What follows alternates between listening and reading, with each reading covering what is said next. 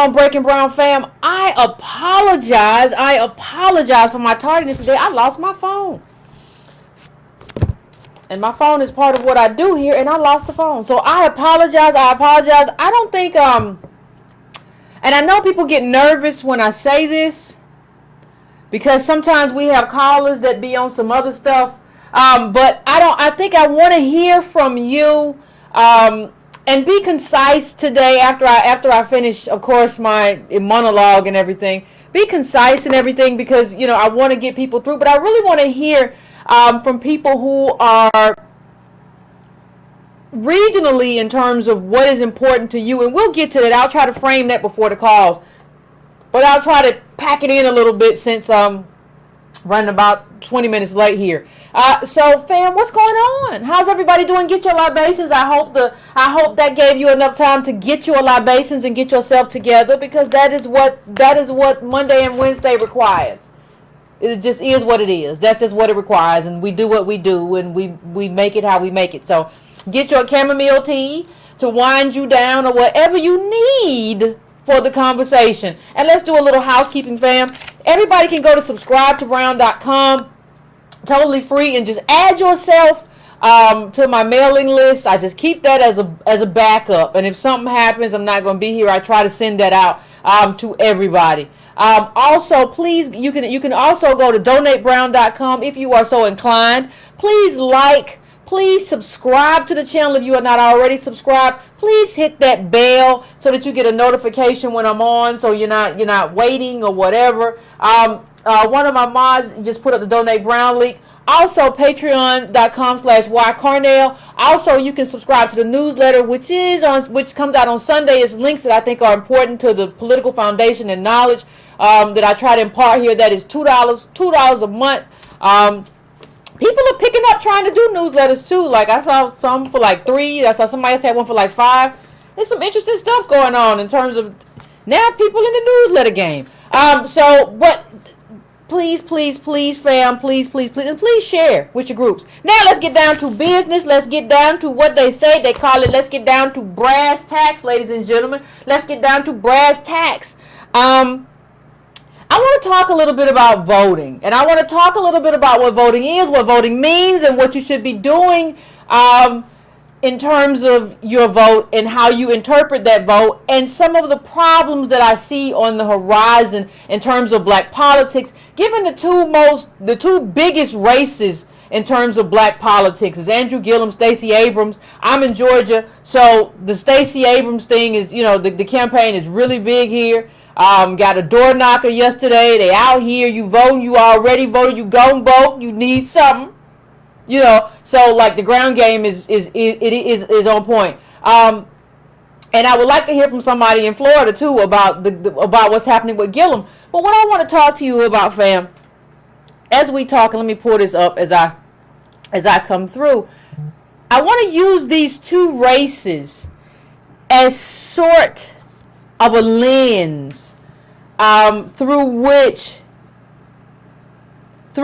to understand politics and what you're going to do in terms of politics and how you're going to vote. The first thing that you want to understand is, and we're going to talk about this more towards the end of the show in terms of agendas, what's actually on the ballot. We're going to get to that. But I think what I want to do is talk about these two candidates, since they've been so much in the news, and I want to talk about the things that I like. I want to talk about the things that worry me, and I want to talk to you about how you should view them, how you should view politics in general, and I kind of want to show how these two candidates are different. And Georgia's a different state from Florida, but we have to talk about that too, and we have to talk about, the sort of racelessness that I'm beginning to see, and I'm gonna get to it. Just don't let me get ahead of myself. Just let me go. Now, what I like. Let me just get through this first, and we're gonna get to the crux of it. We're gonna get to it quick, fast, and hurry. These are two. Let me just be nice, because everybody says I'm mean. The best thing, these are both two HBCU people. Spelman was Florida A&M. I love that. I love it. I love it. Like the two people, I'm a Howard University grad, so I have to love the fact that the two people I see right now who are getting talked about and discussed the most in terms of the politics and who are doing, Southern politics, although Florida is a mix between a red state and some blue spots and a whole bunch of crazy. But that's a whole nother conversation. I do like that, though. I do like that about them. And what I think when I see that is that, like, listen, it makes me feel, and politics is not about my feelings, I understand that, but politics is about an agenda and being able to communicate with someone on what an agenda is supposed to mean. So I feel like there is that those educations gave them some kind of anchoring in terms of black politics that I might, if I had a meeting, if somebody set up something, I will be able to kind of push through and work through versus their opponents. So that is important to me, and that I think that should be important to everybody in terms of how you are able to communicate with these people. Now, I oppose them both in terms of immigration. You all already, let's just put that out there on the table. In terms of immigration, I oppose both their policies. Like, I am not in favor of it. I have made myself clear. I'm not going to go in depth of it because I've gone in depth in a number of shows about why it's a problem and what's needed. I've already done that. So I'm not going to go in there. And I think when we juxtapose these two candidates, one of the things is to make clear is I think Gillum is actually further to the left. So I wouldn't call his politics raceless at all. I think they have a very racial component. And so when he talks about stand your ground, he says, I have not, and this is a quote from him, I have not concluded that my position on stand your ground, which he opposes, is the popular position in the state, Gillum told me. He said it probably isn't, but hell, during the time of civil rights legislation and the crumbling of Jim Crow, it was not popular to dismantle those systems, right? That's what he says. Now he fluidly talks about Jim Crow and brings up race in the conversation, which I appreciate. I don't appreciate the likening of immigrants, and I saw him in a picture that said Latinos are the future. These are people who are in favor of DACA, in favor of immigration, and these are our brothers and sisters too, in favor of doing things that I feel dilute the vote, right? But I'm going to put it out there and just tell you, before we go any further, before anybody accuses Yvette Carnell, if Yvette is telling us not to vote for Stacey, I am voting for Stacey Abrams tomorrow. I didn't early vote, but I will vote tomorrow. I don't know why. I just like election day. But I will vote tomorrow, and I will vote for her. And if I were in Florida, I would be voting for Gillum. So let's just put that out there. When I say, am I in favor of you voting? I am in favor of you voting, and I'm going to give you all the reasons why. But before anybody starts to just go crazy in the comment section, because we know how they do, Abrams has got my vote. But I want to tell you, there's a component of something that is worrisome. And I worry early. I don't worry late. I don't worry after the fact. I don't worry after you already got in there. I worry right now. Because and I'm just going to give you a quote from her. Now, this is from an article. Let me see if I can find the article so you can look it up on your own time when you're doing your own thing. You can look up all of this and verify. I think everybody should verify. You should absolutely verify what I said, how I said it, when I said it, and everything. So if I can find it real quick, I'll put it up there. If not, this is a New Yorker article though. And well, here's it. This is a New York article, but I can't find the thing. But here's it is. Here's a quote from Stacey Abrams. Abrams has positioned herself as a progressive candidate in a state that Donald Trump won by 5 points in 2016 presidential election. She promised the crowd in Carrollton, Georgia, that she would be the public education governor who saved hope, a financial assistance program for Georgia college students. She asserted climate change is real. She insisted that she is the candidate for governor who understands all of Georgia. She is the candidate who understands all of Georgia. Okay, now, but here's my problem. If you want to be the candidate, if you are the candidate, if your campaign is based on being the candidate who understands all of Georgia, what I have a problem with, ladies and gentlemen, what I have a problem with is how I have seen her routinely positioned in the media. Stacey Abrams has not run a racial campaign.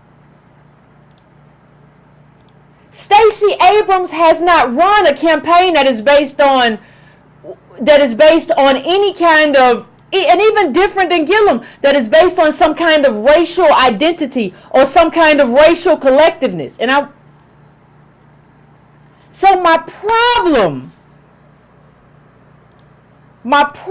ladies and gentlemen, is what Oprah said. Let me bring this up right now. This is my problem. My problem is, Oprah, if you don't vote, you're dishonoring your ancestors. Let me tell you why that's a problem for me. See, there are a lot of problems, ladies and gentlemen, but the problem is, in terms of what Oprah is saying,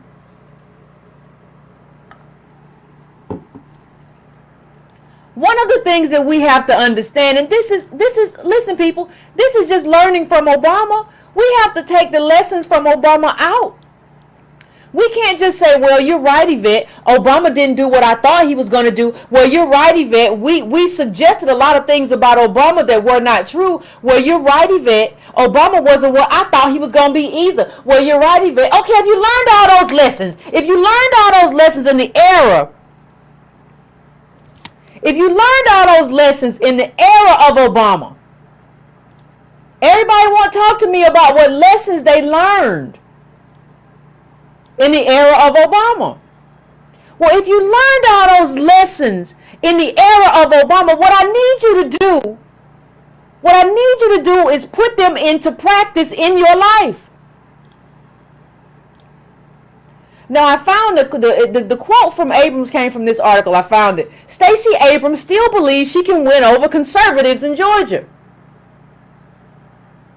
I'm not telling you what to say. I'm not telling you how to say it. I'm not running your campaign. I'm not telling you that. If that's what you decided you need to do, that's what you do. But what I get to judge you on, is whether or not you're a raceless candidate. So if you are a raceless candidate, and the most liberal thing I've seen Stacey Abrams say is that she agrees in terms of Medicaid for expanding Medicaid through Obamacare. And somebody told me cashless bail.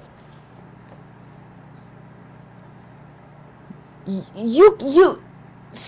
me read this again. Stacey Abrams still believes that she can win over conservative Georgians. Now, I'm going to vote for you because I see, and it's not even the lesser of two evils. Like, I'm going to show you who Stacey Abrams is running against in a second, so you'll understand why I'm voting for Stacey Abrams tomorrow. I'm going to put up, and I'm going to tell you a little bit about what her opponent, Mr. Kemp, has done in terms of disenfranchising American DOS, disenfranchising us in Georgia, right? I'm going to show you that. But what I'm going to tell you is, you cannot be a raceless candidate like that. You're a liberal, and you're more liberal than the other liberals who run for governor, and you're doing better. That's fine. But Oprah, you cannot come out here and use race to get me to the polls when the candidate is liberal, but in terms of policies, is very raceless. And has ran a very careful campaign. I appreciate Abrams in the sense of that we don't have another Harvard person, in the sense of we're not doing that. I appreciate her for not being Brian Kemp. But let me tell you something. You don't get to run on racial stuff and use our political capital, and use the political capital of the ancestors, and use the political capital of slaves when you're not doing the work to do something specifically, not something that will just benefit us because we're Georgians, because we're Americans, but specifically for the descendants of slaves. If you're not doing that, you cannot use that rhetoric. I just have to say to myself what I have said to myself, that you are a better candidate than the nut that you're running against, because you're running against a nut. That's part of the reason you're doing so well. He's cuckoo for Cocoa Puffs. This is Brian Kemp. This is who Stacey. Look, he got a buzzsaw. Understand? Those of you who don't live in Georgia don't know what I mean, or in the South, don't know what a Nutter Butter cookie looks like. This is a Nutter Butter cookie. Just a Nutter Butter cookie. And I think that's part of the reason she's doing so well. She's running against a Nutter Butter cookie. I don't even know. I mean, this is a man who said like he was gonna get his car and truck and go up and pick up illegal immigrants on the street himself. If they won't do it, I'm gonna get in my truck and I'm gonna do it. Just pandering, just blatant, silly pandering. That's who he is. You know. What happens, and this is so problematic. What happens is that, and this probably started like you're talking about Reverend Jackson, is that what happens after that point, that's part of the demarcation point, is like after that point,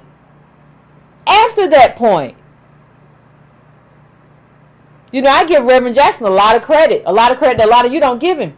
But after that point, what we have is people who, we have American DOS, we have black people who give up blackness in order to run for office.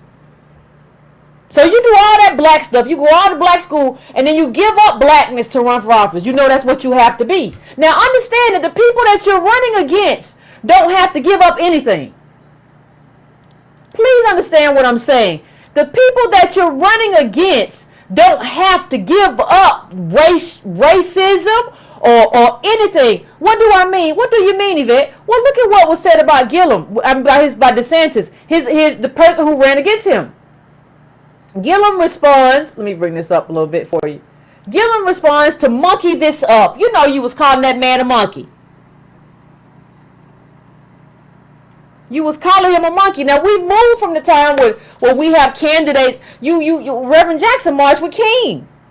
We don't have candidates who marched with King and did anything racial or race-centric except and so what? And they turn it into this class-based thing, right? So when they get there, even if they went to HBCU or whatever, a lot of it is very class-based. Once they get there, when they get there, it's all about equality. When they get there, we're all in this together, and we got to do it together. No, we can't start from zero. We can't start from zero. We can't do that. We went from black people who were trying to advocate to like black people who were just trying to win. And you might have to do that to win. People say, well, Yvette, they got to do that to win. But who are you going to win for? For what? Because Medicaid for all is not good enough. I support it. I'm going to vote for you because the person you run against, here's another picture. They crazy. They ain't got no sense. They lost. They have problems. They got to carrying guns and doing all kind of weird stuff. Just doing all kind of weird stuff and just being a weird person. Now, Stacey Abrams got to go to Spelman. She got to go to Yale. She got to work hard. She got to be minority leader in order to get to that position. This person can just be a goofball and carry a gun and a saw, and white people will vote for him. White America, are you okay? Are you drunk? Does racism and racialism and hatred of us mean that much? For you to be voting for somebody with them ads, with a saw and a gun over his shoulder like he's somebody. You hit him in the street, he wouldn't know what hit him. All of this stuff, and this is what you vote for just because you don't. But we gotta be perfect. We gotta navigate. You can just be trash. But what I'm saying is this raceless policies that we're doing. So you get there and you win, but then what do you win for? And then people will say to me, well, Yvette, what is she going to do? I don't understand. What would you have her do? And I'm not saying, I say it again for people who came in late. I am voting for Stacey Abrams tomorrow. I am voting for her tomorrow. But my political mind don't stop. So my political mind is thinking, and my political mind is also thinking, people, if she wins, people are going to follow her blueprint. Especially in this part of the South. Florida's always considered its own animal. When you talk about Tennessee, Mississippi, Alabama, South Carolina, South Kakalaki, when you talk about all of that, people are going to start, especially American DOS people in these states, are going to say, this is the blueprint for me. And I'm wondering how much that blueprint works for us. I want you there. I feel like I can talk to you. I can get you in a room and be like, Stacey, let's have a conversation. But I don't want this to be the blueprint. Because I don't like raceless politics. And I don't like racist politics. And it's not because well, Yvette, what's wrong with you? You just want to talk about race. No, see, Georgia, we just came out of something. The South especially, America in general, but the South especially, we just came out of something. And see, here's what we just came out of. This is an article from the Atlanta Journal-Constitution. Hundreds more were lynched in the South than previously known, according to a report. Now, let me just bring this down, because I want to get into what the South is and how we have been basically neutered in terms of how we're able to deal with race. See, they get to deal with race. They can do this right here. Agriculture Secretary Sonny Perdue, Florida's governor, race is so cotton picking important. Don't nobody even say that no more. And stop saying that we don't know the South. I'm born and raised in the South, baby. I'm a baby of the South. I'm a daughter of the South. We don't say this no more. We really stopped saying that for the most part a while ago. I heard that when I was a kid, heard in middle school. People don't really say it no more. You said that for a very specific reason. Just like this monkey it up comment was made for a very specific reason. Don't play games. Like if you don't throw a rock and hide your hand. If you're gonna throw a rock, just be a full grown man about it and throw a rock and stand beside that rock. Don't be that person. But that's where we are. So I don't get to talk about this. I don't get to talk about these lynchings in the South. I don't get to talk about that. But you get to imply that Gillum is a monkey. And you get to imply about cotton picking.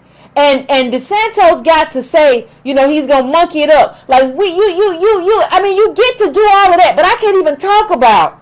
I have to lead as an American DOS politician. We have to lead raceless campaigns. We can't discuss race. We got to stay. Like, one thing I'll give Stacey Abrams, she's one of the most disciplined politicians I've ever seen.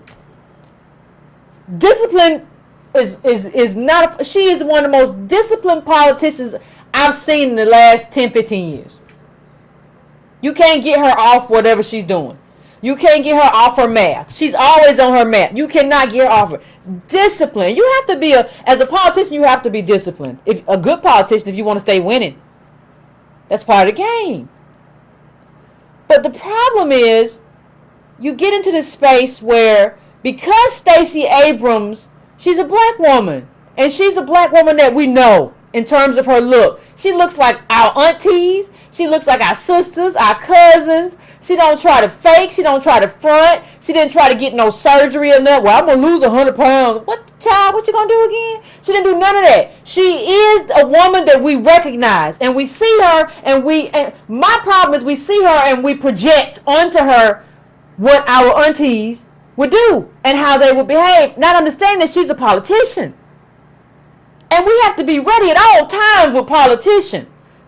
We have to be ready at all. It's just like what is that thing they say in boxing? Well, you gotta be on it at all times. You gotta keep your stand. You gotta be on it at all times with politicians. They will switch on a dime. And so what I'm saying is that when you look at this lynchings, and when you look specifically at Georgia lynchings by county, 1880 to 1968. No, to 1968. So wait a minute, but I can't talk about to 1968, and I can't have a racial conversation because we have gotten into this space to have a racial conversation in terms of white Georgians. Y'all don't want me to have a racial conversation. That's bad for America. We got to talk about everybody. This right here wasn't about everybody. This was about us. But I can't talk about that. I got to do racist. All of my candidates got to be raceless, but you can call them a monkey, but they got to be raceless. And there is a consequence.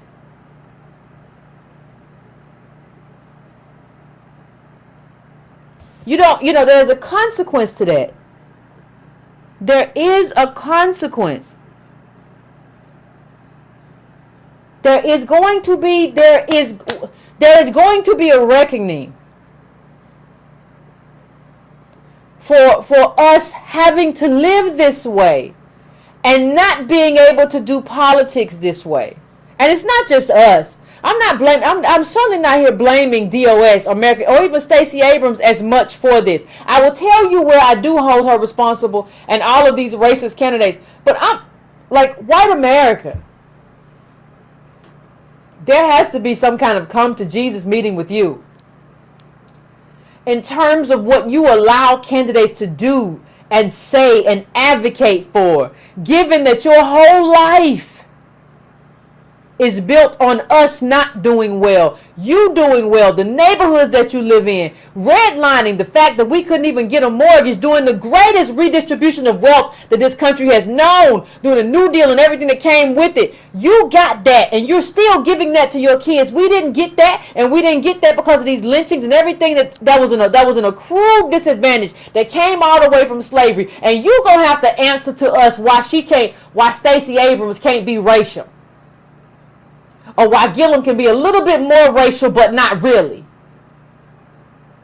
And the tent they have to build, part of the reason that we have so big of a tent with immigrants as opposed to white people is that y'all just be racist. Y'all don't want to build a tent. Y'all don't want to build anything. Not with us. You don't want to sacrifice anything. You're unwilling to make a sacrifice. You want to eat the fruit off our failure. You still want to say so. And so we have to have racist candidates when your candidates can be overtly racist. Let's not play these games with each other. And Gillum also agrees with Medicare for all. And, Georgia history is really something. And it's not just history. It's funny, and let me just say this: the Equal Justice Initiative did some very good work on the lynchings in the South, and Georgia is second only to Mississippi in terms of lynchings, and right after that you have Louisiana, and we can scroll down a little bit. Then you have Arkansas, Alabama, Texas, Florida, Tennessee, South Carolina, Kentucky, North Carolina, and Virginia. But understand something. I know where I live. I know exactly where I live. And I know the American DOS blood that is in that red clay, sweetheart. I know that what is in that dirt. I know what it is. And I know what it wrought. I know who got lynched. I know how they got lynched. I know the story of that. And I know that what it's going to take to fix. See, part of what happens when we have candidates who are raceless, we have a bunch of people who say, or even like, we have a bunch of people who say, well, they have to do that to get elected. And they'll say, well, Stacey Abrams is more liberal. She is more liberal. But what I want to get candidates to understand, if you're running for office, please understand this. It's not mean no disrespect. But please understand one thing.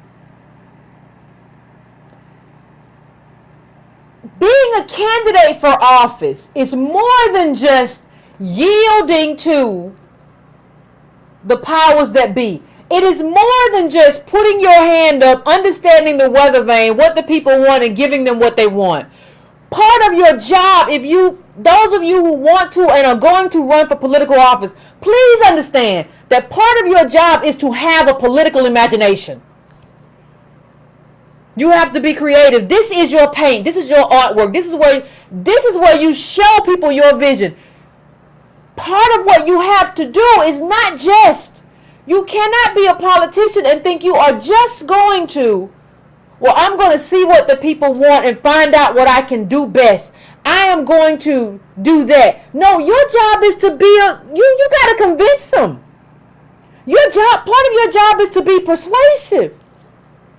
Part of your job isn't just to be Republican light, like Stacey Abrams, I worked across the aisle with Nathan Deal. No, part of your job is to show people that, like, these policies are not good for you, and I'm going to show you why. And I'm going to convince you that you should be over here and you shouldn't be over there. I'm going to convince you of that. I'm that good. That's your job. That's your job. Your job is to be that good. Your job is not just to say, well, I'm going to figure out what you want and I'm going to give it to you. Your job is to be good enough to show people and convince people that, you know what, I've been voting wrong all along. I've been thinking this whole political thing wrong all along. Your job is to be persuasive. And if you are not persuasive as a politician, I'm here to tell you that you are failing as a politician. If nobody's ever told you that, I'm telling you here today, your job is not to figure out what people want. You are not that. An algorithm can do that. Your job is to advocate for your values and for the kind of transformative politics you think is necessary and convince people of it. And if you can't convince them day one, you convince them day two. If you can't convince them day two, you go day 3, 4, 5, 6, 7 until you get it done. And you change your tactics. If this argument didn't work, you use this argument. Don't work right here, you shift. Don't work here, you shift. Don't work here, you shift. You keep doing it until you get it right. Because it's very easy to just say the same thing over and over and over and over again. In a soft voice. It's very easy to do that. But is that what we want in a politician? Or do we want an advocate? Or do we want somebody who actually believes in big things and big ideas? I'm just trying to figure it out. But I don't think sometimes, the reason I said I want to hear from people today is because I think regionality is very important in terms of what we're dealing with in America right now. You know, we have this guy who has all of these weaponry, and he's calling. See, and this is the craze of like what's going on with the majority right now. He's calling Stacey Abrams radical, and what we see is that Abrams, and this is from this article. So if you want to look it up, it's from this article, how to contrast between Brian Kemp and Stacey Abrams.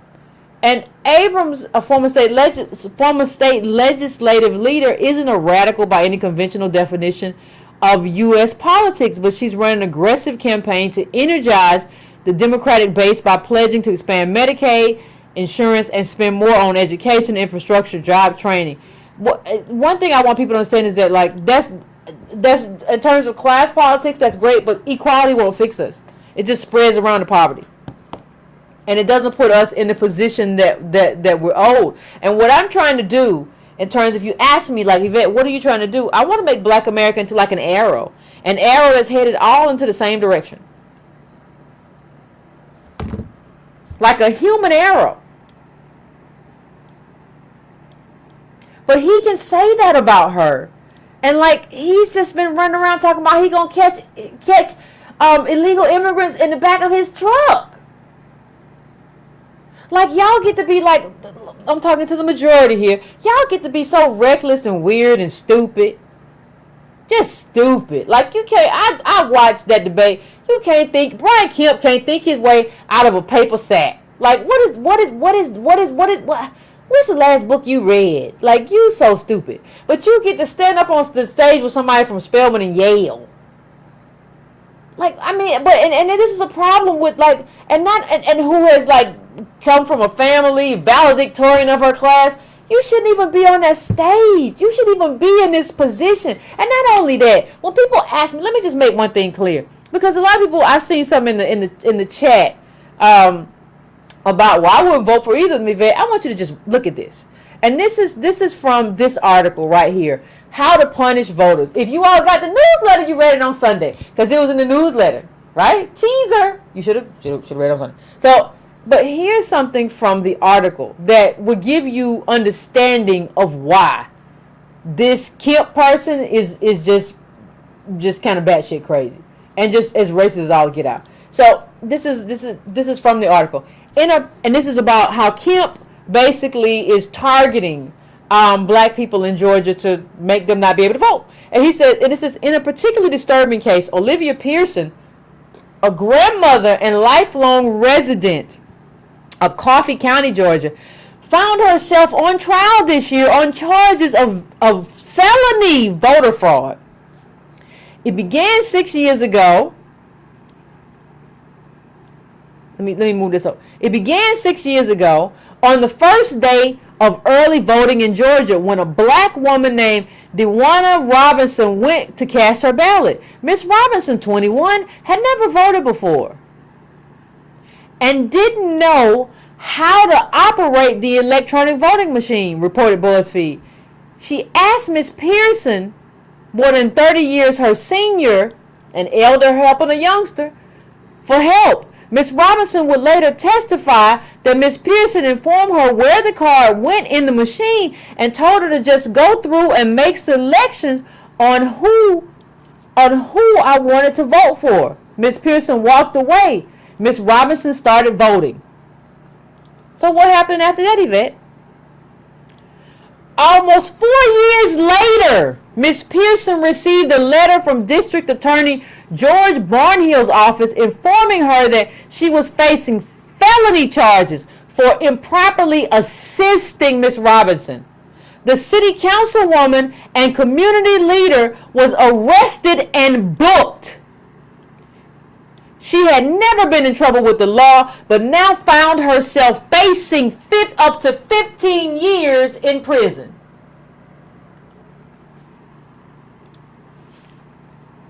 Miss Pearson was not accused of telling Miss Robinson whom to vote for. She didn't help her cast her ballot or even touch her machine. Prosecutors did not allege that the brief interaction between the two women impacted Robinson's decision in the voter booth. Rather, they insisted that because Miss Robinson was not illiterate or disabled, she had not been entitled to even minimal verbal assistance.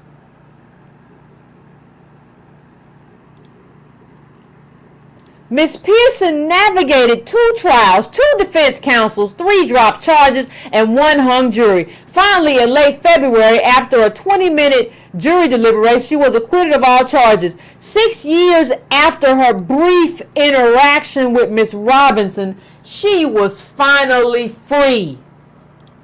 Understand why I am voting for Stacey Abrams. Understand this man is horrible, immoral, and there is something wrong with him. This is a soulless, because understand that Brian Kemp, he's Secretary of State, understand that he did this. If I didn't make that clear, I'm sorry. He did this.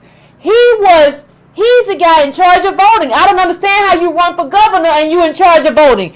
Kemp did this. He has been targeting black people in this state. So don't tell me anything about voting for the lesser of 2 evils. Don't tell me about that. This man is awful. He is an awful human. I don't care if this was 50 years ago, he would have been wearing a hood.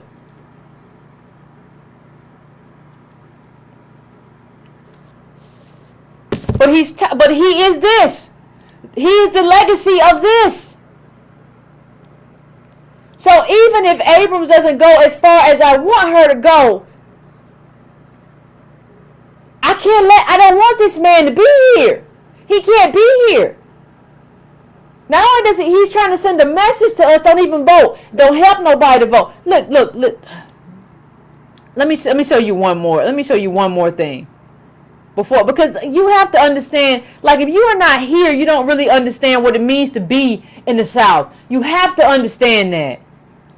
When residents in Quitman County, Georgia elected a majority black school board for the first time in 2010, Mr. Kemp's office and the Georgia Bureau of Investigation sent armed investigators to interrogate residents about voter fraud and ultimately charged 12 organizers.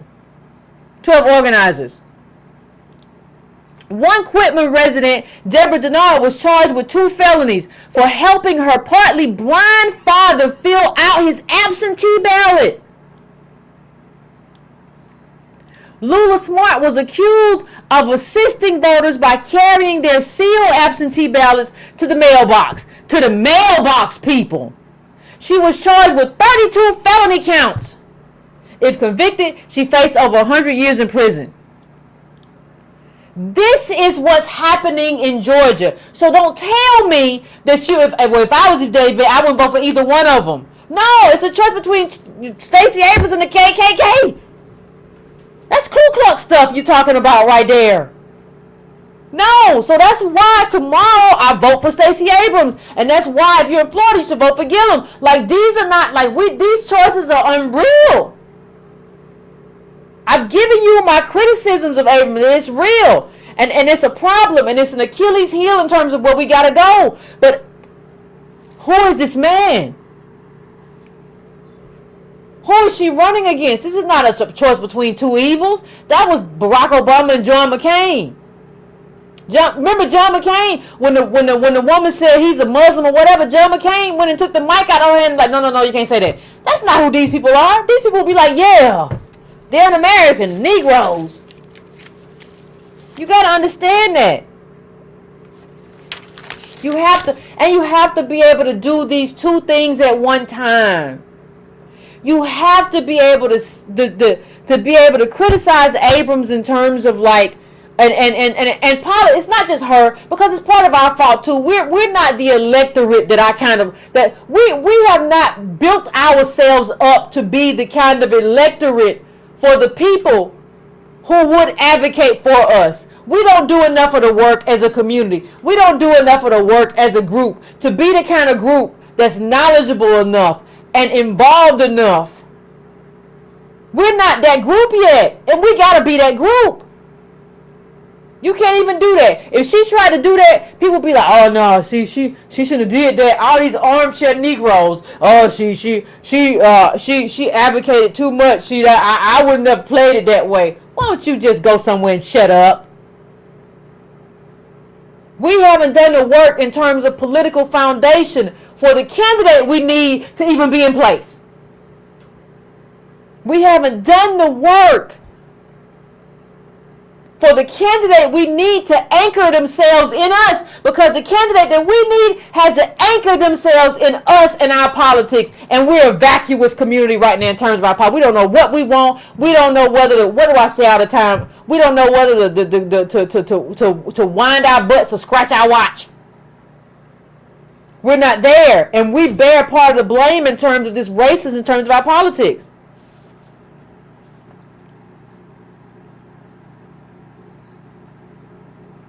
You know, that's what we did. You got to stop this. You got to stop being vapid. We have to know, we have to have the information and know who we are and know what and how we're moving and advocating. So that even though we have Abrams here now, if she wins, we can build on that and somebody else can go a little bit further and advocate a little bit differently and add a little bit of racism and know how to use that to influence people, and also tell the majority, listen, are y'all crazy? Nobody's going to, this is what it has to happen in terms of everybody to be American, and have to be able to hone that in a way that's convincing. We have to be able to know it, but if we don't know it, how can we have any expectations of a candidate if we don't know the stuff ourselves and even know what we stand for and how we're poised and ready to advocate? It don't make no sense. We lack some political imagination ourselves. But you can't be Republican light. You have to be able to advocate in a way that these are my values. This is my agenda. This is why it's important. And part of that means being able to convince people.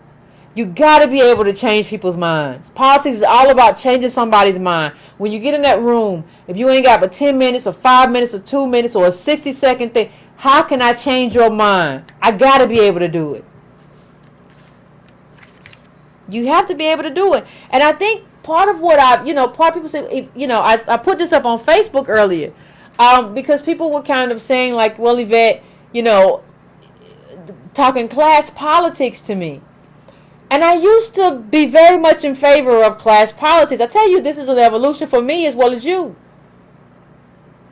But one of the things that kept worrying me, you ever had something in your mind that just worries you? It's like a little rat trap somewhere and just moving around your mind. It was just worrying at me.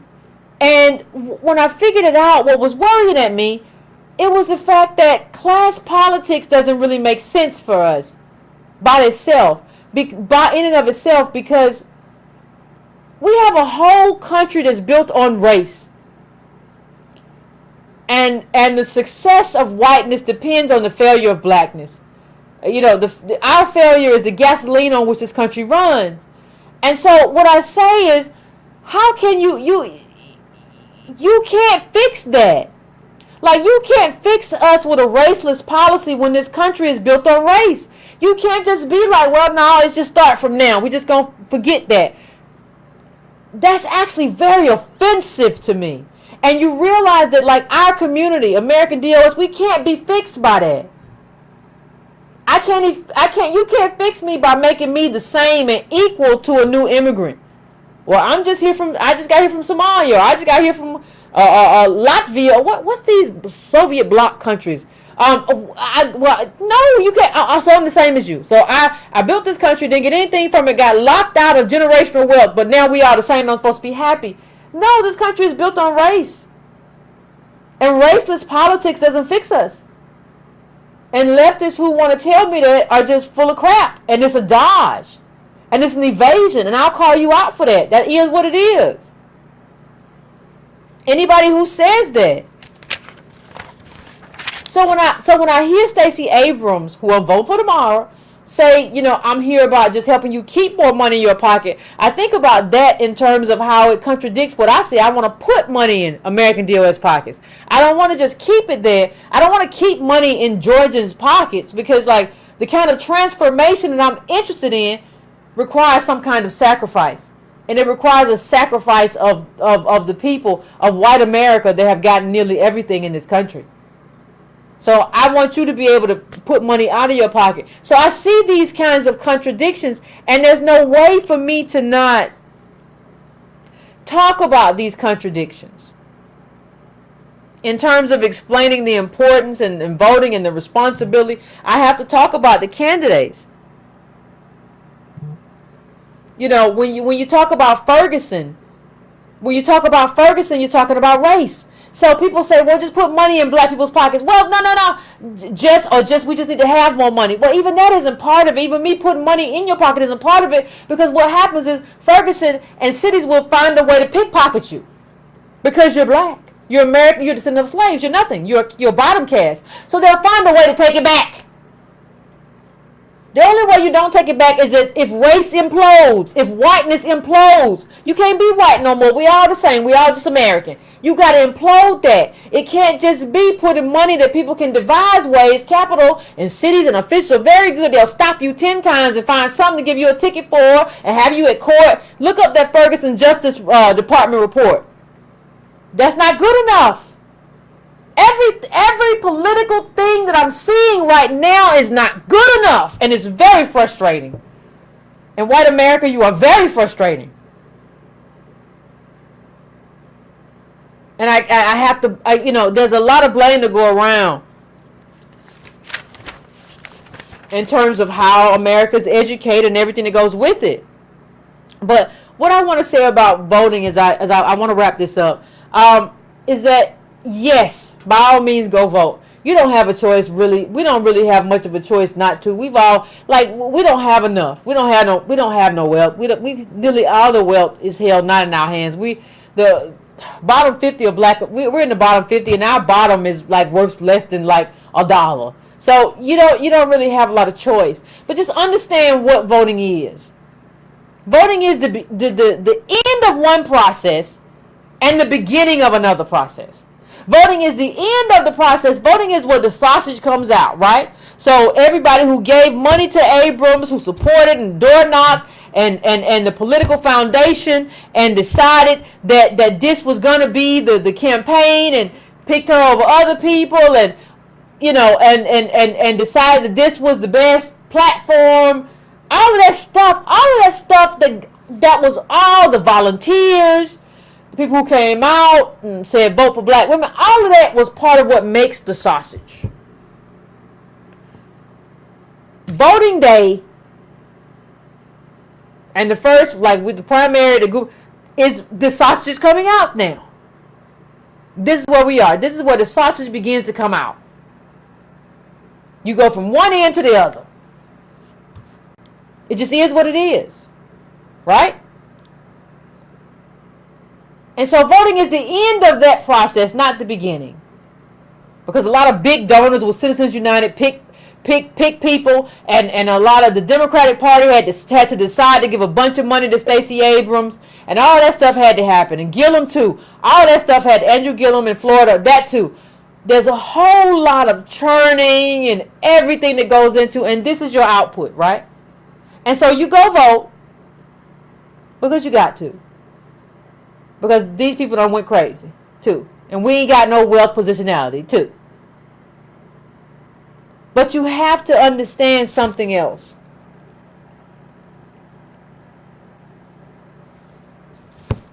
You have to understand that what you see in Ferguson is this country and the other areas around Ferguson, the white area, like all of it, they get to live off our failure. So they got to stop. They got to stop Philando Castile all the time. Like, look at the number of tickets he had. Because this country thrives on our failure. So you go vote with that in mind. And you go vote with the idea that this part of it is the end of this process. Now, you needed to be in the process in the beginning in terms of just having a political foundation. Because having a political foundation is what allows you to understand who Stacey Abrams is and how she connects with your politics. So you have to have a political foundation before the process begins. You have to be reading the books and reading the articles. You got to do that in newsletter. You got to do that early. Like, that's all part of the beginning stage. When people talk to me about like what we gotta do, you gotta put down a political foundation. That's the only way you know if somebody's lying to you, and that's the only way you know if what they're telling you isn't really what you want, but what they think you want, and they're saying it in a different way. So this is what you do with this part. Now, understand, it's the end of this initial part. And it's the beginning of another part. So it's the output of the sausage in terms of the candidates and what got the candidate here. But it's also the beginning of the accountability phase. It doesn't end right here. You have to hold that person accountable. And to hold them accountable, you have to have your own agenda. Now, one of the projects I would give everybody, so what's the solution, Yvette? Listen, where you are in your state, in your county, in your city, in your little town, wherever you are, I want you to do this over the next 2 weeks. I want you to write down an agenda. I want you to write down a national agenda. I want you to write down a state agenda. And I want you to write down a county agenda. I want you to write down 3 agendas. And how you measure the people who run for office will be based on the agenda that you came up with before they were even running. And I want you to do that. And you need to change it. Get a notebook, scratch stuff out, add stuff in, make notes, keep a political journal. I want you from now on to keep a political journal of what your agendas are, how your agendas have changed, and what made you change those agendas, what went into your mind, and I want you to undergird those agendas with specific data. Because you're gonna need that data. I don't care whether you tweet somebody online, I don't care whether you go to a town hall, you're gonna need that data because people are gonna try to call you on it. I want you to keep that with you. That's what I want you to do. You gotta have, just like you have your journal and all that other stuff, you can do that too, but I want you to have that. I want you to have a political agenda, a political journal that you keep. And it's got to be 3-tier: national, state, and local. And I want you to use that as your guidebook for how you determine who you going to vote for and why you going to vote for them. Not only that, I want you to turn voting day, even if you vote early, turn voting day into sort of a teaching mechanism for you and your family. I want you to talk to your kids about what your agenda is. I want you to have your kids tell you like who you vote for, and you tell them who you vote for and why. And you tell them what your agenda was. You tell them, this is my agenda. You tell them, and you tell them why. And y'all have a discussion. You should do that every day you vote. As the election comes up, y'all talk about the people, just like y'all talk about anything else. Whether you got a little kid, y'all talk about sports, or y'all talk about whatever y'all talk about, grades or whatever. Y'all need to talk about that. Talk about what these agendas are and what they're different. And somebody play devil's advocate. And y'all go back and forth. And if you don't know, y'all look it up together. And on the day of election, that is a crescendo day, y'all should actually have a feast. I'm in favor of making election day a cultural thing. I wish and I think we should all have the day off, because America's a young, dumb country. And we should all have the day off to go and do what we got to do. But we ain't there yet, but I advocate for making election day a national holiday. But do it at your house. Let people know, like, listen, at my house, election day, I make it, I don't do Thanksgiving, but I do it big. And we come here and we talk about who we voted for and why, and what we going to do and what it's going to mean in terms of our politics. We have a whole conversation about it. Politics and political engagement has to become a part of our culture. People talk about rap like, do it for the culture. This is the culture, sweetheart. Do it for this culture. Do it for the voting culture. Do it for the political culture. That's what you do. That's who we are. And understand that when you go vote, it's not just about a candidate. They always have all these ballot initiatives. And they always have all these propositions. You got to know that too. You got to go in there and understand that as well. And make sure your kid understands that voting is not just about a person. It's about all of these initiatives. And understand that some of these initiatives, it's not just about, well, that sounds good, that sounds all right. Go look at the numbers.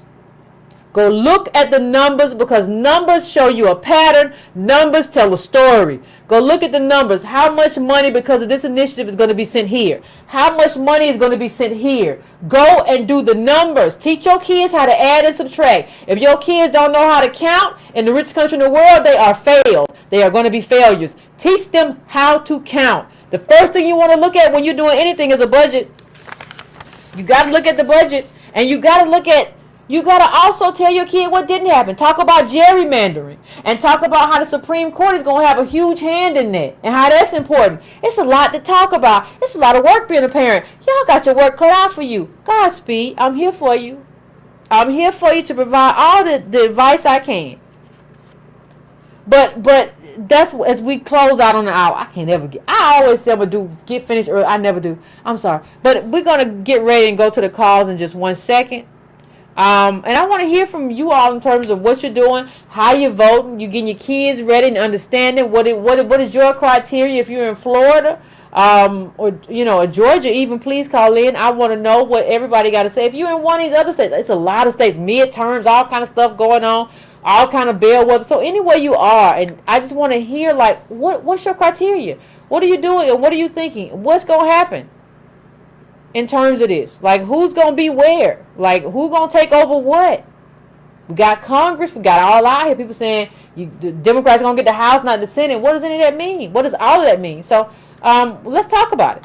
So I'm going to set the phones up, and we're going to come back and have a conversation.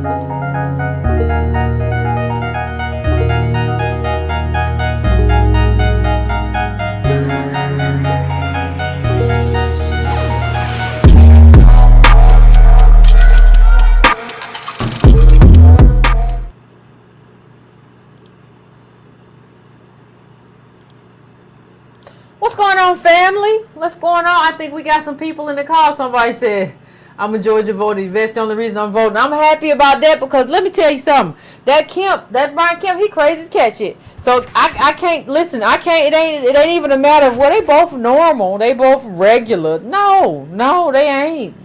No. This is a different time. I am going to.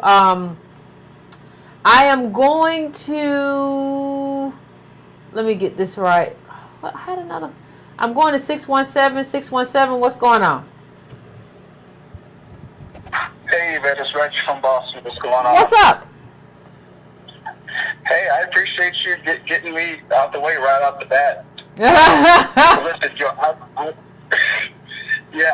I really appreciate you closing it off with the solution. Just we're a group, but each one of us has to really do some soul searching and write down that agenda and do the work and hold your family, your friends, the people around you, and most importantly, your officials accountable. Like, the voting is not the beginning of the political activity. Like you said, it's when the sausage is done. That's the end. Like, you still have 364 other days of work to do. You don't just go in the booth, cast your vote, and that's it. Mm-hmm. Like where are you at when it's time to email your officials, call your officials, tweet the officials, go to the town halls, go to the meetings that the city councilors are showing up. It's like all of this stuff where some of these meetings where these people show up is online. I mean, Google is your friend.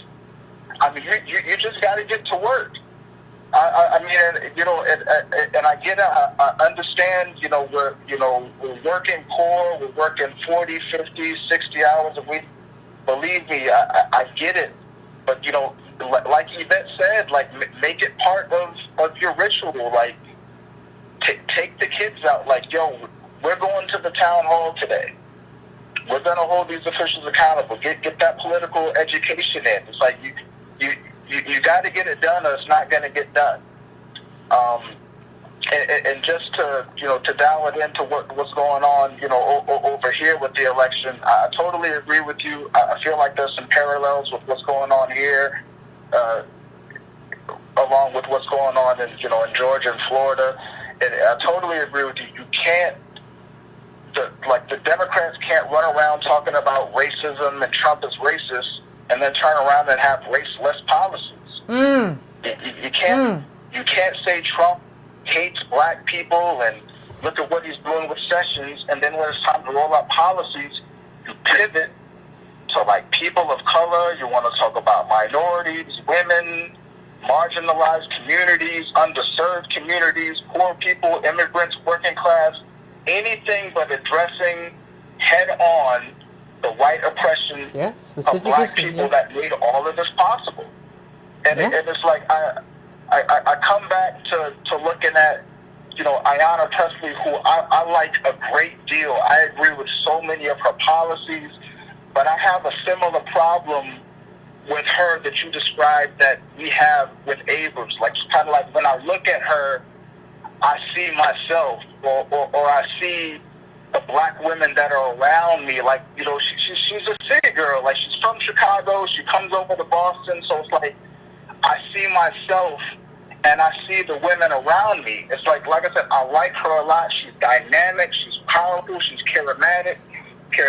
She's to the left of Capuano. I was happy when she spanked him in the primaries. But the question is, does she have a legislative agenda that benefits me and my people in terms of wealth? Because she's not just representing the 7th District of Boston. She's going to Congress, so it's not just Boston. Like, what are you doing for black people generally? It's like I said, I agree with some of her policies. Like, she talks about expunging records for nonviolent offenders. I totally agree. She has some very gender-specific policies in terms of the Mama Act. Go look that up. She wants to deal with the mortality rates for black mothers very good. after they're giving birth. I'm totally for that, but what good does it do to roll out those policies when you have not given that same specificity to black people in your economic platform? Like, how are you going to throw out all of these policies and not undergird it with dealing with the wealth? It's like, even with the housing platform, she skated around it a little bit. Like she said, the nonviolent offenders can access housing, which is great. But when she came to the economy, she dodged that specificity altogether. And like, even in her debate with Mike Capuano that I saw, when the racial wealth gap was brought up, and the moderator even pulled up like the numbers showing like this is what the whites have, close to $250,000. Blacks have 8. Capuano pivoted to income, and then Presley pivoted to poor people and minorities. There was no specificity there. And like, even in her platform, when she calls for city-funded projects, like, she even gives numbers and specificity there. She says, in quote, make best faith efforts to hire 50% people of color, 25% minorities, and 10% women. Now, understand, you can get that done without hiring a single descendant of slaves. You can fulfill that platform, leave black DOS completely out of it, and still look progressive and get reelected. And she's supposed to be the future. You see what I'm saying? I see exactly what you're saying. You see the game that they're playing with us? Like, like Massachusetts is the bluest of the blue. It does not get any bluer than Massachusetts, and this is what we're rolling out. And just to your point, and it's like when we're talking about doing the work, it's like, when I read the Color of Wealth in Boston, that study, from that moment forward, I'm not trying to hear anything from any candidate who's not dealing with that head on. So it's like, so they put this dynamic, smart, powerful black woman out in front of us, but if the policy is not on the table, what good does it do? Like, all you're doing is appealing to my emotions. Yeah. And like, here's the tragedy. It's like, it's really weird, because it's like, when I look at Elizabeth Warren, she seems scattered on who she is, but when she puts out this housing bill, she's clear on what she needs to do for me. But on the other hand, here comes Ayanna Presley, who's very clear on who she is. I'm clear on who she is. But when it's time to get specific with descendants of slaves, she seems to be scattered on what needs to be done for me. So I'm giving limited support. I kind of feel like you. I'm kind of holding my nose. It might be a vote of no confidence. I might not vote for it. Like, I'm showing up. There's some measures to do, but I need specificity. For 2018, 2019, 2020, when that census comes out, y'all fill that out. Specificity. That's it. It's like, I'm not trying to hear anything else. Like, if this is the progressive champion, hey, I'll stay home till I get a black agenda. And on that note, I don't want to set up this binary to where it's vote or die, or I'm to stay home. Whether you vote or die or whether you stay home, you can't talk to me unless you're engaged. Like I said, those other 364 days a year. For black people, we have to politicize everything. Politics. Like I said, I know we're struggling. I understand the struggle. I understand the weight that comes with debt, with being underpaid, with having to work 60 hours a week, child care, can't afford the rent, can't get the mortgage. But you have another job to do on top of those 2 or 3 jobs you have, on top of that job of parenting you have. Your other job is politics. You either do this or we're done.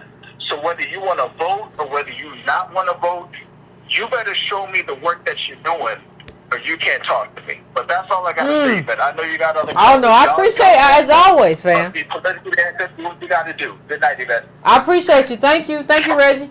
I mean, yeah. Yeah. I mean, one of the things that Reggie said that was so important is, what are you doing the other days, 364 days? It's not about just coming out one day. It is about what work you are putting in on the other days. What articles are you reading? What books are you reading? What little YouTube videos are you watching? I mean, there are a lot of ways to get the information. It's not all about just reading it. You can get the information a lot of different ways. What audiobooks you listen to? What conversations are you having?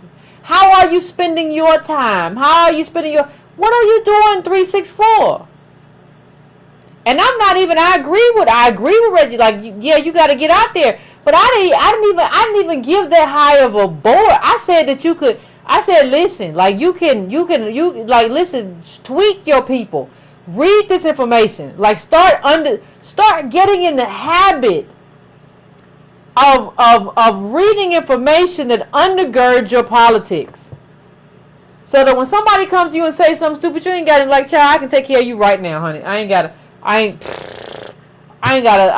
can just have this conversation right here, right now. And I can just, let everybody know you don't know what you're talking about. Like, we have to understand. I can't tell you the amount of people that I had, like, in the past, like, 2 years, who were like, I really didn't know this. I read this book you recommended. I really didn't know. I read, like, when affirmative action was white, or I read, like, The Half Has Never Been Told, or all of this stuff undergirds your political anchoring. And that's what you're trying to build. You're trying to anchor yourself in something. You're trying to build a frame. So what I'm saying is, build that foundation and take that foundation wherever you go. Whether you're tweeting somebody or whether you're going to a town hall, take your anchoring with you, because that is your weaponry. No other way about it. So I am going to 813. 813, what's your name? Where you calling from? What's on your mind? Hey, this is Mama D from Tampa. How are you? Pretty good. What's going on, Tampa? Y'all got a lot of stuff going on down there. Well, I am so glad you are addressing. I wonder if she's going to ever get around to this Stacey and Gillum and all of them. I was like, thank God she's doing it. The thing I have to say, and mine is real quick. I'm originally from Maryland, and I worked on campaigns, so I was used to being active.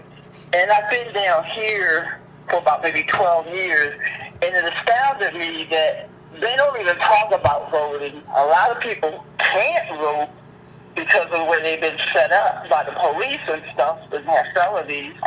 So, and that is one thing on the ballot also, about trying to get those so that folks can vote again, which would be really good if they get that. My issue, I'm going to do Gillum, but my issue is, who is really backing him? That's what I'm going to know. If we know who's backing him, we'll know the agenda that we're basically going to get. And I want to know, does anybody know who's, like, actually backing him? I don't know anything. I don't know anything about his campaign. I don't know anything about his campaign finances. Yeah, I really don't. Most of the time, if you can find out the money trail of who's really financing them, then you'll know what kind of agenda you're going to get.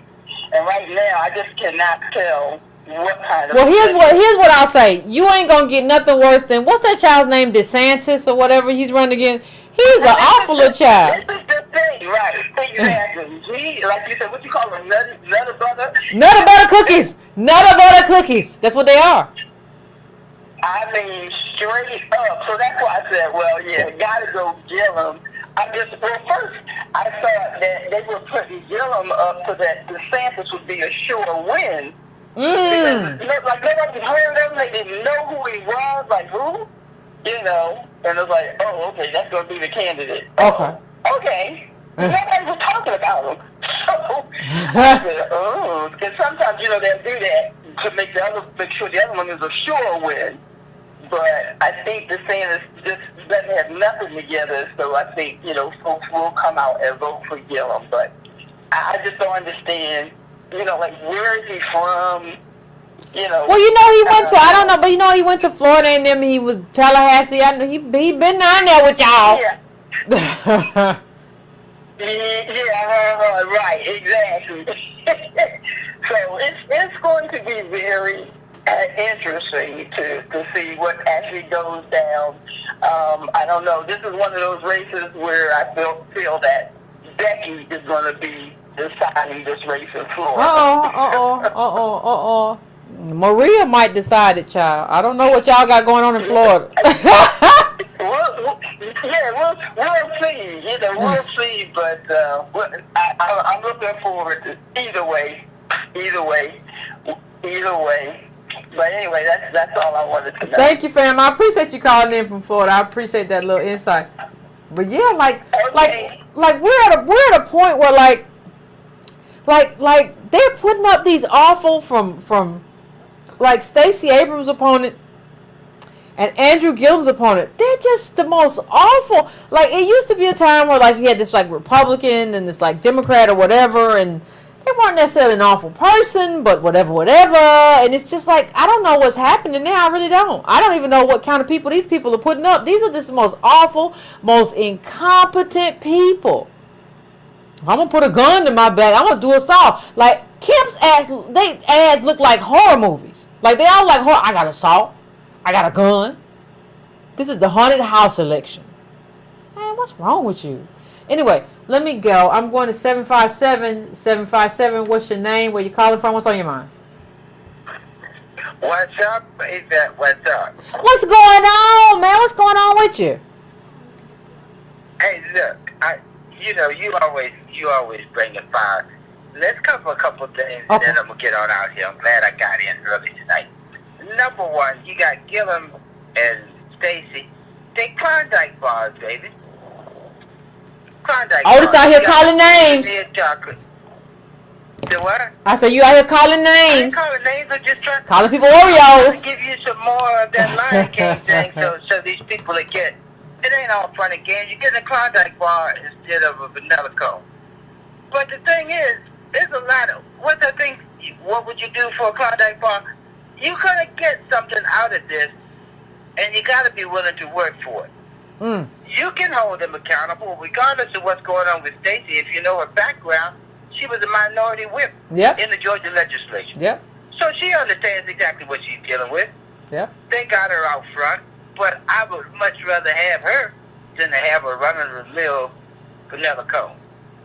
You can make some demands on her, but to bring back another analogy you use about this sausage, I see it all the time in your Facebook threads. People come on and get mad at you because you say, it ain't enough to just get the sausage. Ain't nobody going to enjoy a sausage if don't nobody get no charcoal, no gas grill, no napkins, no mustard, no nothing. It's work to do after you get that sausage. And people don't want to understand that. Now, understand this. You're going to have them family members that don't want to do nothing but come over and eat. But you also got to work on getting a group of people that's going to hold this woman accountable. And that's the part I don't understand when these educated people run into your thread and start talking all this mess about what it ain't. No, voting ain't everything. Our people didn't die for voting. They fought for liberty, for equality, for to be American. That means I want it all. I want to be able to fix my sausage any way I want it. I want a bun. I want every damn thing to go with it. Guess what? I want the one responsible for cleaning up that shit and making sure it goes in the trash can. I want it all. Absolutely. Don't get mad at me because I want to get past just getting the sausage. And that's what our people don't understand. When they wade into your stuff, I want to go. I wish I could moderate your Facebook for you, because then I go back and do some instant messages, see, and I'll be the villain, and you can go on with the research. I know, right? Want to get? Say what? No, I said you right. Now I want to get to another part. When the lady asked about Gillum, the thing I found interesting about him is he got a lot of small donations apparently when he first started, but then I found out it was a black PAC backed by Tony Cole and Melody Hobson that started putting a little money his way. Okay. And then, like in most cases, just like with Abrams, the National Party didn't get behind them until they found out they got traction. So we can't get mad because that's how America works. Yeah, that's politics, When baby. they can't do, when they can't ignore you, then they come in and want to drive the agenda. But why were we going to get mad about that, talking I hear the people, the Pan-Africanists, the reactionary revolutionaries, and all of that. Hold on. Before I can get to any war or any battle overseas, I got to secure a home. Don't nobody make nothing nowhere until they get their shit together where they are. And if they stop honking on you for saying, we got to look at this differently, I'm going to wrap it into another one. I go to Tom Hartman's show. I called in on a couple other ones that I won't give no credit to. But they stopped nipping me off when I told them, this people of color thing pisses me off. I've been all over this country. I've been fairly fortunate. But when I drop into Tucson, anybody getting mad because it's Mexican American Week? Anybody getting mad because they carting off the city downtown and do Native Indian Day? Uh-oh. So we got to learn to be unapologetically black. People ain't going to respect you until you start respecting yourself. You better tell it. I've been to some places, New Iberia, Louisiana, 24 years ago. I got down there to do a HUD project, and the black people down there were scared to death of a white man. I'm in there doing my HUD project, and the man going to tell me what I'm going to do. I said, no. I pulled out the paperwork and said, look, you need to knowledge yourself. You need to look on what this document says. This is the contract I had. This is what I'm going to do. You know what he told me? What? Boy, you going to do what I say. I kept right on walking. When I kept on walking to my truck, he actually used the N-word. Now, all the black people around there looking to see what I'm going to do. I kept looking around. He said, what's your problem? I'm saying, I'm trying to figure out which one of your family members you think is here. Shit, don't call me outside my name. We have to be unapologetically black. If you want America to respect you, you got to start respecting yourself. I don't make no amends. I was a single dad. Walked into a classroom to talk to a teacher. You know what she told me? What she tell you? She don't like me pulling a race card. I said, lady, this ain't no Halloween costume. This is my birthday. What do you mean? Race card. You know, you got to be unapologetically black. You do. White folks will play you for a fool, and guess what? A lot of people like that professor at that university you went to. What's the name of that place? Howard? Yes. Flagship Oh, you saw the thread, friend. You saw the thread. I know you saw it. Oh yeah, but I'm gonna tell you, I had to sneak him because I got some end messages about that, and I told him. I saw him talking about if you give millions of dollars to black people, they're just gonna give it back in 10 years. Well, look, everybody told me how he burned you, and I want to tell you right here on air. He didn't know. He didn't burn me at all. 47 words in Section 1 of the 13th Amendment, and can't understand an exception clause that's got 14 words that says slavery is still legal under certain conditions. He ain't got no business being in charge of the history department. I know why he's there. Because he's training people to be just as ignorant as he is. And I hope he knows who I'm talking about, because he ran from me on Facebook. If you cannot deconstruct 47 words of the 13th Amendment and understand there's an exception clause that makes slavery legal under certain conditions, man, you ain't got nothing to discuss. I know why you got your sheepskin. I know exactly why. What's that thing? Meritorious manumission. You're putting out followers, people that ain't supposed to think, and I ain't got nothing for you to do except you either, retire early or find your way out or sit down and shut the F up. That's what I got for you. Because you're not doing our people any good. Guess what? If all of us got reparations and had 10 years to try to give that money back, I would guarantee you we have a large enough percentage that would retain that wealth and we wouldn't be having this discussion. But he would rather make you believe it is better to go out here and be trained to be a follower rather than advance your own cause. I don't have much sympathy for people like that. I know, Otis, I know you don't. Get back in show. And look, if you need a moderator on Facebook, I've got a little bit of time because I like going after people like that. Okay, I got you. I got you. You know, I got you. I appreciate you all the time. I appreciate you. Otis is consistent and he be knowing what he be doing. Listen, if you want to, for those of y'all know, if you want to know the thread, it's my Facebook is public. So it was a thread, I think, about reparations. It's like 3 threads down on Facebook. I went at it with somebody about like, well, reparations ain't gonna work. Well, then just die. Because the greatest transfer of wealth in the height of income inequality and the height of calcification, we didn't get the access to the wealth that the people are intergenerationally using to pass down to their kids. So if you're saying we're never going to get it, that's fine. Just understand that your kid has a worthless degree and they're going to drive Uber and Grubhub. I'm fine with that. I don't care about your kid, brother. Like, you got to care about your kid. You taking him doing all that stuff and he ain't going to never be nothing. Like, because he didn't get what these white people got. In terms of the thing that made people American. Don't talk to me about, and I, you know what the thing is about, like, I got so many PhDs that I love. I follow a lot of PhDs and historians and economists, but, like, I expect PhDs to give me complex answers. Like, far more complex. If you give me a more simple answer than what I gave you, that's problematic for me. I ain't got no problem with the brother, but I told him everything I tell y'all, I tell people too. I don't throw a rock and hide my hand. I throw a rock, hit you in the forehead, and look right at you after I did it. I don't hide nothing. I said the same thing I'm saying that I said then. It is what it is. So I'm about to go to the next call, and I'm gonna see. We gonna see what's being said. I am going now to 786. 786, what's your name? Where you calling from and what's on your mind? Hello? This is Richard calling from Lake Maryport. Okay, what's on your mind? What's going on? Hey, how you doing? Pretty good. So, I was listening to a broadcast from Tariq Nasheed earlier, and he was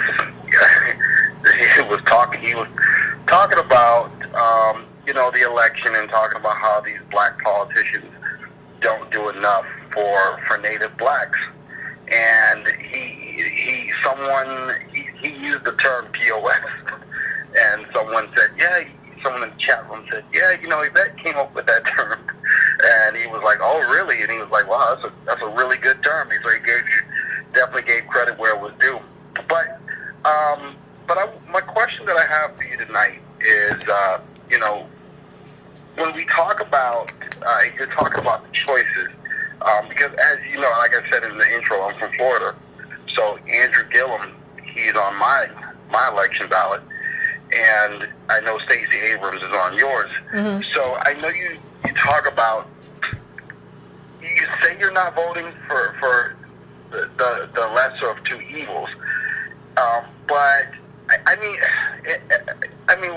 I kind of can't help but feel like it probably is kind of voting for the lesser of two evils.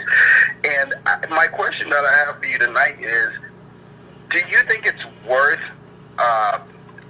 punishing the Democrats for one or two election cycles just to teach them, to send them a message that they're not doing enough for Native blacks in this country? Well, let me ask you this. I do. Bad idea. What do you think? No, I do think it's a good idea, and I actually proposed that after Obama got elected in his midterm, like Obama's midterm election. I actually said online that we should sit this out as a group to show Obama that he's not doing what we put him there to do. Now, I do think there are times where you have to do that. For me, now is not that time. I proposed a time when it was that time, but this is not that time. Everybody crazy. People going around and trying to prosecute us for stuff that ain't even felonies in this state of Georgia. So now is not that time for me. But I do think there are times when we will have to sit out elections as a block to prove to Democrats that we are willing to cost them elections to get what we want. I do think that's necessary. To me, though, in terms of Georgia and Abrams and this crazy Kemp, now's not that time. Hello? Okay. All right. Well, that's really all I have. If you know me, I'm not a very long caller. Get right to it and wrap it up. But that's all I have to you. So I appreciate it. The program. Thank you. I appreciate it. I appreciate it. It is what it is, and I just, we disagree.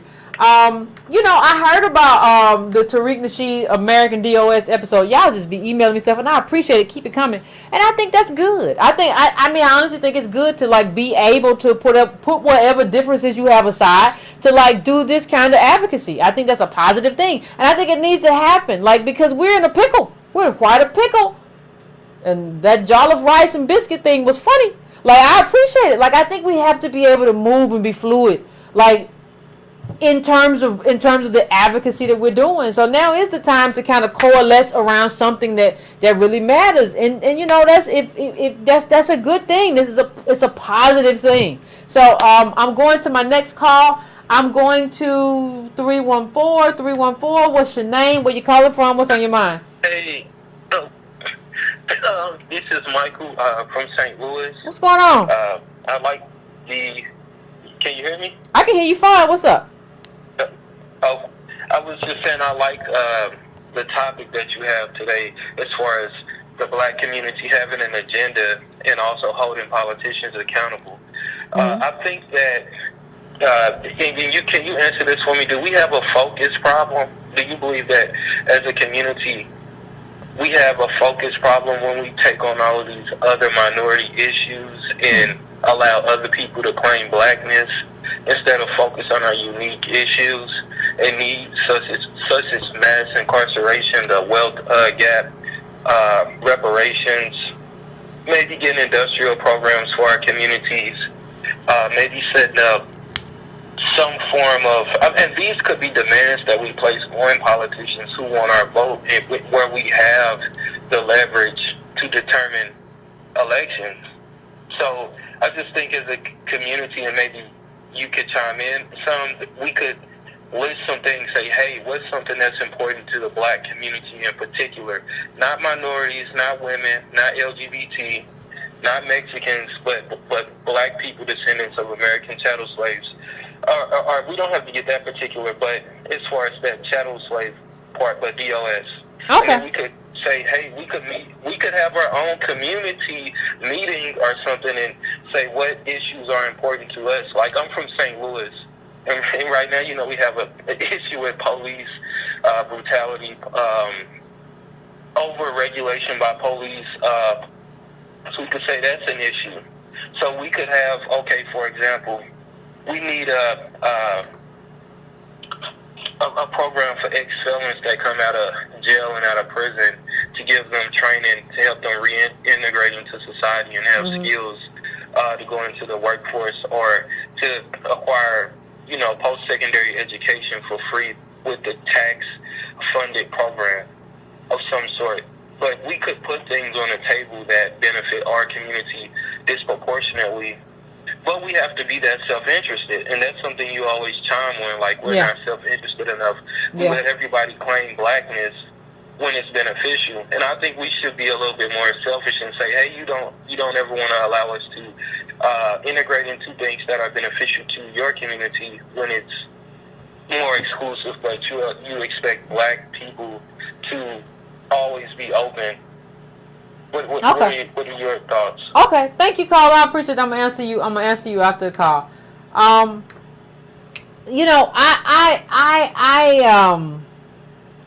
don't think it's a focus problem. I think it's a slavery problem. And I say that, like, when you really understand who we are, what you begin to understand is that the Voting Rights Act, Civil Rights Act, this stuff happened in the 60s. You're looking at a community that's 50 some odd years out of, like, getting the vote and, like, really having access to democracy, or what's left of it. And so what happens is we ain't had enough training in it. Like people always talk about, and I criticize our politicians as well, but I also understand that, like, they ain't had a lot of practice. Like, and we ain't had a lot of practice in holding people accountable. We haven't had a lot of practice in like being American. So I don't think it's a focus problem. I think it's a slavery problem. I think it's a disenfranchisement problem. I think it's a problem with what America has done to us and has not fixed in us. It's an American problem. And it's a problem that America refuses to fix. So, and I think that we have to focus as much as we can in terms of what we can do and how we can focus and how we can move in terms of our own politics.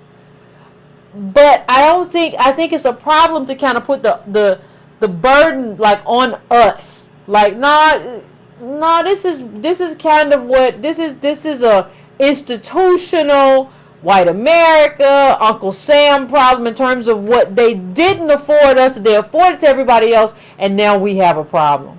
So that's how I will answer that question. I'm going to the next caller. I'm going to 832. 832, what's your name? Where you calling from? What's on your mind? Okay, and I'm calling from Houston.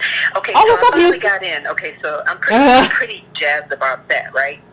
Okay, so our big race here in Texas, of course, is being watched around the world. It's Beto O'Rourke versus Ted Cruz. Yep. So, and I will say that about this race, if he pulls it off, talking about Beto, that'll be like the shot heard around the world on that one, because that's a pretty big deal. Yeah. Texas, red Texas. But I wanted to say, so I have like 3 points I want to make. I tried to write them down so I can get it done. Okay. One thing about that's very, very important as we move from politics 102 to move into 201, right? Oh. Is structure. Okay. Now, here in Houston, we've got a couple, I'll say maybe, that I know for sure are doing the work. We've got about 2 or 3 community activists, right? Okay. Who, I don't think they want to run for office, but what they want to do is make sure those issues get pushed. You know what I'm saying? Yeah. So you've got your politicians, but you've got to have people there who are just, they're standing in the gap for other people. And they're just kind of pushing to make sure, okay, so when dollars are available, our community gets dollars. When this is available, our community, gets our part of the pie. They are, they unapologetically do what they do. And one thing I can say, one of those activists has visited, Beto O'Rourke. One thing I can say about him, he talks about how he went to all 254 counties in Texas, right? Mm-hmm. Well, in this particular black area that was really, really hit hard by Harvey, really hit hard. He's been there like 2 or 3 times. So this activist has really, really pushed, right? Yeah. Like, okay, now, here's what we need you to do. Here's what we need you to do. Here's what we need you to do. So the message stays pretty consistent on that. Mm-hmm. So we need to set up people like that all around to make sure that, they see, because politics will corrupt you, right? Yeah. But there are people, they're like, I don't want to be in that fray, but I want to be pushing constantly in terms of policy and access, to things that we need in our community. The second thing I wanted to talk about was how we, as lay people in this, can help, even those community activists. We have people, the data is there. We have people that are out of work. So, when we have these city council meetings and school board meetings, wouldn't it be nice if we had a kitty where we could say, okay, since y'all not working, go and record the meetings. Here's $20, $30, $40 for your time and trouble. Yeah, that's a good idea, ain't it? Or whatever, and just go record the meetings. Just record them. Because we can't all be there. Some of us are working. Be at work, yeah. And be there to report back to the community on every little thing that happens. So, maybe we could start kitties for that. And the third thing I wanted to talk about is sometimes voting works.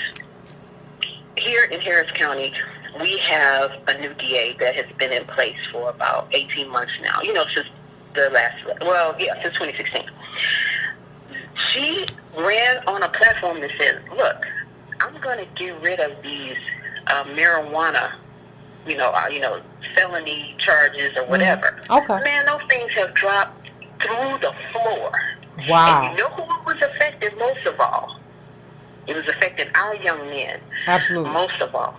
And they did something and worked on something with cash bail. We've got a bunch of new criminal court judges, and I would hear them talk about the fact that, look, I'm not going to go for the maximum sentence. If somebody, if somebody else can get probation or can get some kind of program or, you know what I mean, some kind of deferment, hey, I'm going to go for that for people in our community. And it worked, and it's working, and you can see in the data where those, people are getting like little tickets for marijuana now. Yeah. And it's not causing them to have to miss work and get fired because they sitting in jail because they can't make bail. So it's just those things. So I think we just have to be real sober, and it has to be very transactional. I get it. The emotion drives you to do something. The emotion drives you to get up off your behind and do something. But in Politics 201, we need to be like, hey, this is business. And it's business, and we got to put pen to paper, and let's talk about moving the needle where we can move it. Reparations is your ultimate goal, but there's many, many little goals and things you can achieve. Yeah, below that, absolutely. But reparation keeps in mind what you're working for in terms of group interest. That's why I say it helps people become an arrow. It helps you become an arrow and understand whether this little thing you're advocating for is in line with this big thing. So it becomes like a standard that you can use. But yeah, like you say, you're exactly right. There are a lot of little things that are below that it leads you to kind of advocate for. I agree. And you know what happens when you make those little victories? It just gives you momentum to keep going. It just gives you momentum to keep going. And when you say this, look, my grandfather, I have to say this, he knew the drill. When he finally got a chance to vote, he knew the drill. I think people have this tendency to think that, all us black people are fooled. No, people aren't fooled by that. They know exactly, especially people who are oppressed, they know exactly who's oppressing them. They know exactly what's being done to them. Now, they may not be able to do anything about it, but they know. And so it's not like anybody's falling for any one party. My grandfather taught us before to hey, we have issues, and I'm voting for my issues. He loved Lyndon Johnson. He knew Lyndon Johnson was a racist. He knew that. Yeah. But look what God accomplished under Lyndon Johnson. Absolutely. It's like nobody's no fool. Ain't nobody crazy. We know what's going on. We know America. Oppressed people, and that's everywhere. They know the deal. So you can't fool, Now it's time for us to get back to that. To remember, hey, we haven't arrived. We have not arrived. I tell my kids all the time, keep your eyes open. Don't fall for nothing. Don't fall for the okie doke. Don't let nobody tell you nothing. You act as if you still, like it's still 1847. Keep it moving. You're right. Keep it, well, you say keep it. But that's the kind of diligence. That's the kind of diligence and discipline that you have to have in this America. I mean, we did a show a while back about raising functional kids, but that requires a certain diligence and vigilance in what America is. You can't be as carefree as these other kids. That's not your life. Oh, no, there's no such thing as carefree. No. But anyway, you're doing an excellent job. And listen, for the people who are ready to move to Politics 201, let's read ahead. Don't get ahead in the syllabus. What's wrong with you? Not saying. Let's get prepared for next semester. All right. Appreciate you, fam. I appreciate it. Great job, and I thank you for taking my call. Thank you. No, that was some great advice. I mean, some of the best advice she gave was like, a lot of you all have like activists that you know about in your community. A lot of these activists are hungry. Like, they're not getting no money. They're doing this stuff all the time. They're doing this stuff on their own.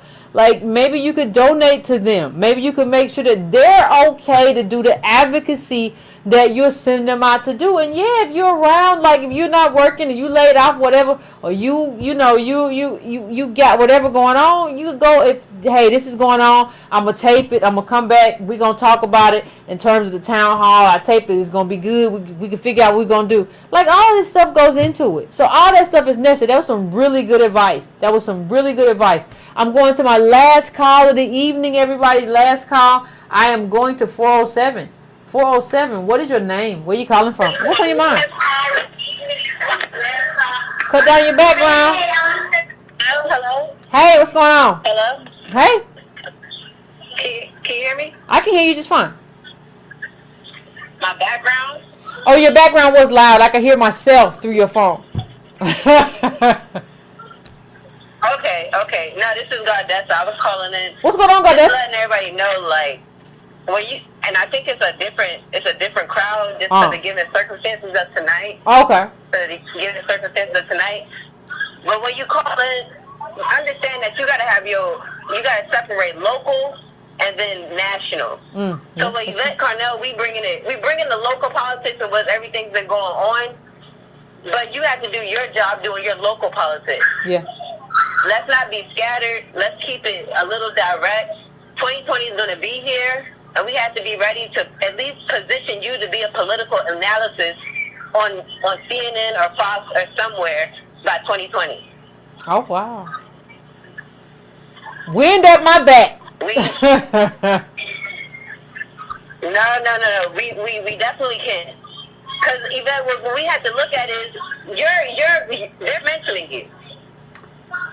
They're mentioning you when Boyce and all them go on the Breakfast Club, when Angela Ryan and all them go to the Breakfast Club, when Vlad be asking Lord Jamar and everything about reparations and the companies, they're mentioning you subliminally through questions that they're doing with everyone else. And I know you probably don't have enough time to pay attention to all of that because of what you got going on, and that's okay. But what I'm saying is that we do have the ammo to at least make sure you and Antonio and everyone else who's been down with this since the past 2 years can be in the correct position. Like I said, 2020 is going to set the precedent for reparations of the African American community. 2020 campaign. I appreciate that's all I that. have to say. Thank you so much for doing No all that you do. problem. No problem. Everybody, focus on your local politics and bring what you do to Yvette Carnell on the national level. Yeah, because we going. This thing is going.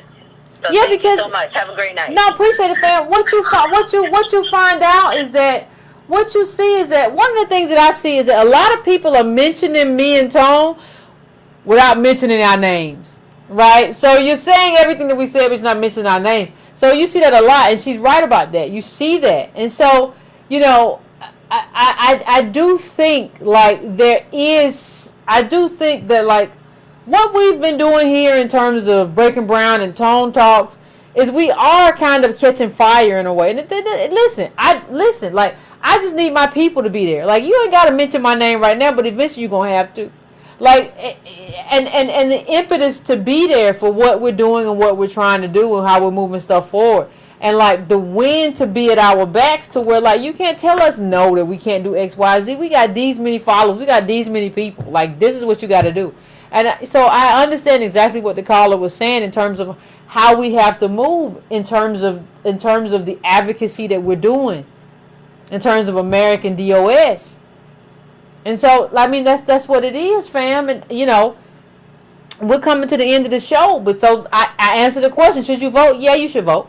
Even if you have to just vote down ballot, even if you're in a state where like both candidates are garbage, I'm sure there's something else on that ballot that you probably need to pay attention to, right?